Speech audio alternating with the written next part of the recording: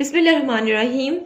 This is Amna and today we will discuss about Cuban missile crisis 1962. Topic start करने से पहले एक छोटी सी अच्छी सी बात मैं आपके साथ डिस्कस करूंगी.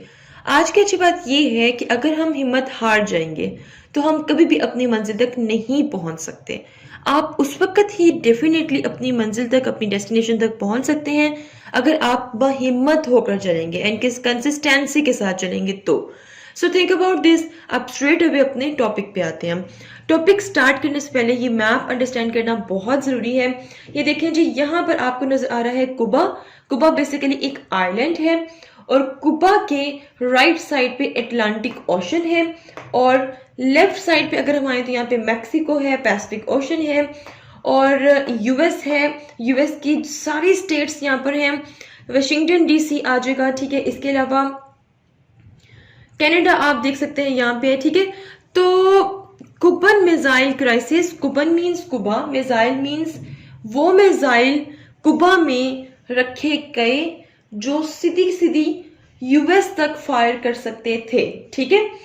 सो इतना सब अंडरस्टैंड कर लें भाई कि कुबा और यूएस में कितना डिस्टेंस है. आप देख सकते हैं कि कितना करीब है कुबा यूएस से. क्लियर हो गया. अच्छा, नेक्स्ट यहाँ पर लिखी हुई है जी भाई कुबा की हिस्ट्री. इसमें आपको जाने की जरूरत नहीं है क्योंकि ये टॉपिक है कुबन मिसाइल क्राइसिस का. एक अलग से वीडियो बनाऊंगी कि हिस्ट्री ऑफ कुबा क्या है, ठीक है. वो आप लाजमी देखिएगा. यूएस हिस्ट्री के स्टूडेंट, इंटरनेशनल रिलेशंस के स्टूडेंट, सीएसएसपी में के जितने भी स्टूडेंट्स हैं उन सबके लिए हर वीडियो इंपॉर्टेंट है, ठीक है. सो यहाँ पे मुझे मजीद हिस्ट्री में नहीं जाना कुबा की. आपको यहाँ पे सिर्फ इतना याद रखना है कि कुबा बेसिकली एक आइलैंड है. कहाँ पे? इन दी कैरिबियन सी में, ठीक है. दूसरा आपको यहाँ पे एक इंपॉर्टेंट चीज ये याद रखनी है कि 1933 में एक रेवोल्यूशन आता है कुबा में और कुबा का आता है एक नया लीडर जो कि मिलिट्री लीडर था. कुबा का रेवोल्यूशन आता है. रेवोल्यूशन के बाद 1940 में ये कुबा का प्रेसिडेंट बन जाता है. इसका नाम क्या है जी? फुलकइनसियो बेटिस्टा, ठीक है. बेटिस्टा के नाम से ये बहुत फेमस है. इसको आपने याद रखना है क्योंकि आगे चल के मैं बार बार वर्ड बेटिस्टा यूज करूंगी तो आपको पता होना चाहिए कि भाई ये 1940 में कुबा का प्रेसिडेंट बना था. अब हम अंडरस्टैंड करते हैं कि कुबन मिसाइल क्राइसिस बेसिकली थे क्या, ठीक है. अच्छा, ये वो क्राइसिस थे, ये मेजर टेंशन दुनिया में उस वक्त थी, ठीक है.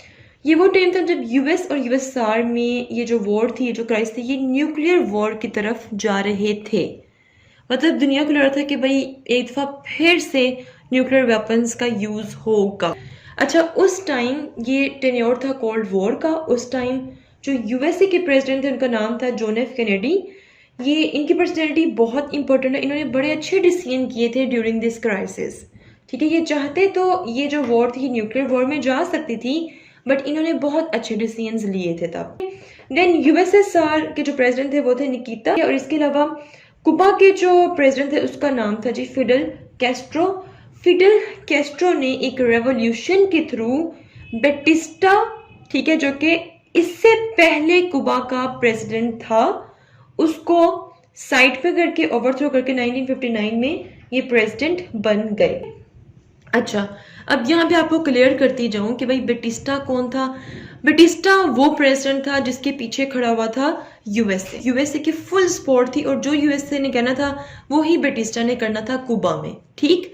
और जब बेटिस्टा की एडमिनिस्ट्रेशन थी उस वक्त कुबा में कैपिटलिज्म आइडियोलॉजी थी. अब आपको पता है ये जो टेन्योर है ये कोल्ड वॉर का है और एक आइडियोलॉजिकल वॉर भी चल रही है. अच्छा, यहाँ पे मैं आपको ये भी बता दूं कि यूएसए कभी भी नहीं चाहता था कि बेटिस्टा की हुकूमत जाए और फिडेल कैस्ट्रो की हुकूमत आए. क्यों? क्योंकि जो फिडेल कैस्ट्रो था उसकी बड़ी अच्छी दोस्ती थी रशिया के साथ और जैसे ही फिडेल कैस्ट्रो आया है तो कुबा में कम्युनिज्म आ गई है, ठीक है. अब फिडेल कैस्ट्रो को भी पूरी पूरी सपोर्ट थी यूएसएसआर की. अब कुबा में जब फिडेल कैस्ट्रो आया है तो इसका मतलब ये होगा कुबा में कम्युनिज्म आ गया. कम्युनिज्म आएगा तो ये जो यूएसए है ये तो डायरेक्ट हिट होगा. यूएसए में, मैक्सिमो, कनाडा में, इसके अलावा जो वाशिंगटन डीसी, न्यूयॉर्क, शिकागो, ठीक है, जितने भी स्टेट यूएसए के उन सब में कम्युनिज्म आने का एक खतरा है यूएसए को. दैट्स वाई यूएसए ने बहुत कोशिश की कि फिडेल कैस्ट्रो को हटा दिया जाए एडमिनिस्ट्रेशन से, मतलब इसके रजीम को ख़त्म कर दिया जाए। देन हुई एक war. What is Bay of Pigs invasion 1961? ये बेसिकली एक वॉर है, ये बेसिकली एक अटैक था जो कि किसने करवाया था? जो कि जॉन एफ कैनेडी, जो कि यूएस के प्रेसिडेंट थे, इन्होंने करवाया था अपने मुल्क की CIA के थ्रू। क्यों करवाया था? ताकि जो कुबा का जो नया प्रेसिडेंट आया है फिडल कैस्ट्रो, उसको उसकी रजीम को ख़त्म किया जा सके। क्यों उसकी रजीम को ख़त्म करना है? क्योंकि फिडल कैस्ट्रो किसको प्रमोट करे? कम्युनिज्म को प्रमोट करे। ठीक है, तो फिडल कैस्ट्रो की रजीम को ख़त्म करने के लिए ये अटैक हुआ, ये इन्वेजन हुई कुबा में, लेकिन ये अटैक फेल हो गया। ठीक है, इसको कहते हैं बे ऑफ पिग्स इन्वेजन। क्लियर? अच्छा, अब हम बात करते हैं कुबन मिसाइल क्राइसिस की। यहाँ पे मैंने लिखा हुआ है जी, आपको सब पता चल गया यहाँ पर कि भाई कौन कौन से प्रेसिडेंट थे। जो हिस्ट्री है फिडल कैस्ट्रो की और बटिस्टा की, वो भी आपको यहाँ तक क्लियर हो गई है। अब हम आते हैं क्यूबन मिसाइल क्राइसिस। अब देखो, जैसे कि एक थ्रेट था, किस चीज का थ्रेट था? कि कहीं यूएस फिर से कुबा पे अटैक ना कर दे, क्योंकि एक दफा तो ये अटैक हुआ है और फिर से कुबा पे अटैक कर सकता था यूएसए, क्योंकि यूएसए को पता था कि भाई कुबा का अब जो नई रजीम आई है उसके बड़े अच्छे ताल्लुकात हैं यूएसएसआर के साथ, तो यूएस फिर से अटैक कर सकता था। अब क्या हुआ? अब निकिता और फिडल कैस्ट्रो इन दोनों ने मिलकर बनाया एक सीक्रेट एग्रीमेंट। ठीक है, सीक्रेट प्लान या सीक्रेट एग्रीमेंट आप इसे कह सकते हो। इन्होंने कहा कि भाई हम कुबा में सोवियत न्यूक्लियर मिसाइल यहाँ पर लगा देंगे, मतलब कि यूएसएसआर के जो मिसाइल हैं वो हम यहाँ पर लगा देते हैं। इससे क्या होगा? To deter any further US attack, इससे क्या होगा कि हम यूएस को डरा कर रखेंगे। अगर यूएस ने कोशिश भी की कुबा पे अटैक करने की दोबारा से, तो हम यहाँ से मिसाइल के थ्रू यहाँ पे कोई भी बॉम्ब गिरा सकते हैं। ये कुबा और यहाँ पे मिसाइल आ गए यूएसएसआर के, और यहाँ से इसकी किसी भी स्टेट पे इजीली कुबा से अटैक किया जा सकता है, और वो कौन करेगा? यूएसएसआर करेगा। ये चीज यूएस को बिल्कुल भी पसंद नहीं आई, उसको बहुत गुस्सा है। उसने कहा कि भाई ये क्या तरीका है कि आपने हमारे हर स्टेट को अपनी मिसाइल की रेंज में रख लिया है। अब यूएस ने मीडिया पे ये बात कहना शुरू की कि जो यूएसएसआर है वो अपने मिसाइल कुबा में लेकर आ रहा है। ठीक है, बट जो यूएसएसआर था उसने कहा, उसने उस मैसेज का रिप्लाई ये किया कि भाई हम किसी किस्म के ऑफेंसिव मिसाइल्स जो से हैं या ऑफेंसिव जो वेपन्स है वो कुबा में नहीं लेकर आए हैं। ठीक है, लेकिन कोल्ड वॉर में आपको पता है कि भाई एक दूसरे की जासूसी तो होती रहती थी। देन 1962 में यूटो प्लान इंसिडेंट होता है। 1962 में ये बेसिकली एक जासूस जहाज यूएस जो सा है वो कुबा पे भेजता है। ठीक है, और वो क्या करते हैं जी, डिफरेंट स्क्रीनशॉट्स लेके आते हैं उस जगह की जहां पे यूएसएसआर ने अपने मिसाइल्स लगाए होते हैं। इस तरह भाई यूएस के पास आ जाता है प्रूफ, लेकिन उसके बावजूद जो यूएसएसआर है वो डिनाई कर होता है कि नहीं, हम अपने यहाँ पर मिसाइल्स नहीं लेकर आए हैं। तो यहां तक आपको पता चल गया कि भाई कुबा में क्या आ गए हैं? सोवियत न्यूक्लियर मिसाइल्स आ गए हैं, और ये चीज यूएस को एक्सेप्टेबल नहीं है। अब जो यूएस है उसने डिफरेंट मीटिंग करना शुरू कर दी है, एग्जीक्यूटिव काउंसिल्स बैठना शुरू हो गई हैं। इस बात पे अब डिस्कशन हो रही है कि भाई आगे हमें ऐसा क्या करना चाहिए।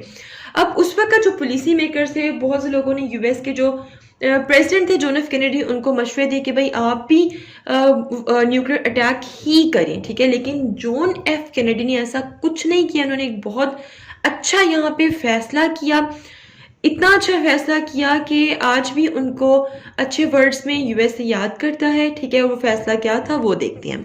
National television, John F Kennedy का ये बहुत इंपॉर्टेंट एक स्टेप था। नेशनल टेलीविजन पे वो लाइव आना शुरू हो गए और अपनी आवाम से बात करना शुरू हो गए। उन्होंने अपनी आवाम को बताया कि भाई किसी भी टाइम वेस्टर्न हेमिस्फीयर पे कुबा से न्यूक्लियर अटैक हो सकता है, so we have to be united. हमें यूनियन दिखानी है, हमें यूनाइटेड रहना है। ठीक है, प्लस वो अपनी कौम को काम डाउन करने की भी कोशिश करते रहे। ठीक है, अच्छा, दूसरा स्टेप उन्होंने क्या किया? उन्होंने न्यूक्लियर अटैक नहीं किया कुबा पे, ना ही यूएसएसआर पे। उन्होंने पूरे के पूरे कुबा को ब्लॉकेड कर दिया, मतलब कि उसके इर्द गिर्द अपनी शिप्स लाकर खड़ी कर दी कि ना ही वहां पे मजीद मिसाइल आ सके और ना ही जा सके। जब ब्लॉकेड हो गया तो अब यूएसएसआर को भी डेफिनेटली कुछ करना था। अब जो जॉन एफ कैनेडी थे उन्होंने एक डील मैसेज के थ्रू कन्वे की निकिता को, मींस के यूएसएसआर के प्रेसिडेंट को, और कहा कि भाई डील ये है कि आप कुबा से अपने जो मिसाइल हैं उनको हटाएं और हम आपसे वादा करते हैं कि हम कभी भी कुबा पे अटैक नहीं करेंगे, ठीक है। इस मैसेज के रिजल्ट में जो जवाब आया था यूएसएसआर से वो ये था कि यूएसएसआर ने कहा कि भाई इस डील में एक चीज ये भी आप ऐड करें कि removal of US Jupiter missile from Turkey में जो यूएस जुपिटर मिसाइल है उनको वहां से यूएस से रिमूव करें। तो फाइनली जो डील है वो फाइनलाइज होगी। The crisis was over and escaped nuclear war in October 1962, और जो दुनिया थी वो एक दफा फिर से न्यूक्लियर वॉर से बच गई 1962 में। देन फिर क्या हुआ कि यूनाइटेड नेशन की सुपरविजन में ये बात फाइनलाइज हो गई कि यूएस से दोबारा से कुबा पे कभी भी अटैक नहीं करेगा, और यूनाइटेड नेशन की सुपरविजन में ही जो यूएसएसआर है वो कुबा से अपने मिसाइल्स हटा लेंगे, ठीक है। और ये भी कहा गया कि भाई विद इन 6 मंथ टर्की से भी जो यूएस है वो अपने मिसाइल हटा लेगा। 1968 में न्यूक्लियर नॉन प्रोलिफरेशन ट्रीटी जो सी है वो साइन हुई। यूएसए और यूएसएसआर ने ये ट्रीटी साइन की। ये बेसिकली सुपर पावर्स में एक प्रॉमिस था कि भाई हम कभी भी न्यूक्लियर टेक्नोलॉजी को उन स्टेट्स, उन कंट्रीज में सप्लाई नहीं करेंगे जिनके पास न्यूक्लियर पावर या न्यूक्लियर वेपन्स ना हो, ठीक है। तो ये एक तरह से एक पीस डील थी। So this is all about Cuban missile crisis. If you have any question, do write your question in comment section below and hit the like and subscribe button if you haven't yet. मिलते हैं जी next hot issue के साथ। Until then मुझे अपनी दुआ में याद रखिएगा। Stay tuned and Allah Hafiz.